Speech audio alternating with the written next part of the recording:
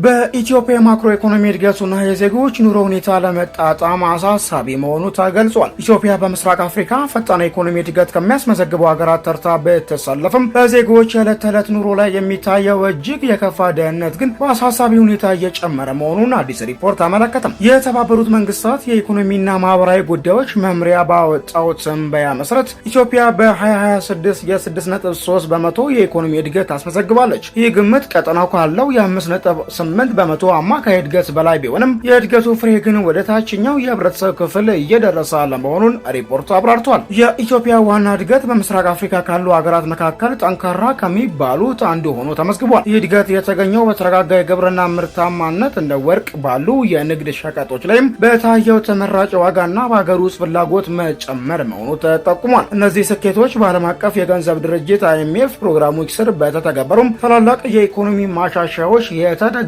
መሆናቸውን ሪፖርቱ አብራርቷል። ይህ ሁሉ ስኬት ቢመዘገብም ሪፖርቱ በኢትዮጵያ እጅግ የከፋ ድህነት እየጨመረ መምጣቱን በማሳሰብ ጥብቅ ማስጠንቀቂያ ሰጥቷል። እንደ ሩዋንዳና ቤኒን ያሉ ሀገራት የኢኮኖሚ እድገታቸው ድህነት ለመቀነስ ሲጠቀሙበት፣ በኢትዮጵያ ግን የእድገቱ ፍሬ ወደ ታችኛው የህብረተሰብ ክፍል በሚፈለገው ልክ አለመድረሱ ተጠቁሟል። በተለይም በከተሞች አካባቢ በየዓመቱ የሚታየው የ3.5 በመቶ የህዝብ ቁጥር እድገት በመሰረተ ልማት፣ በቤትና በመሰረታዊ አገልግሎቶች ላይም ከባድ ጫና መፍጠሩ ተሰምቷል።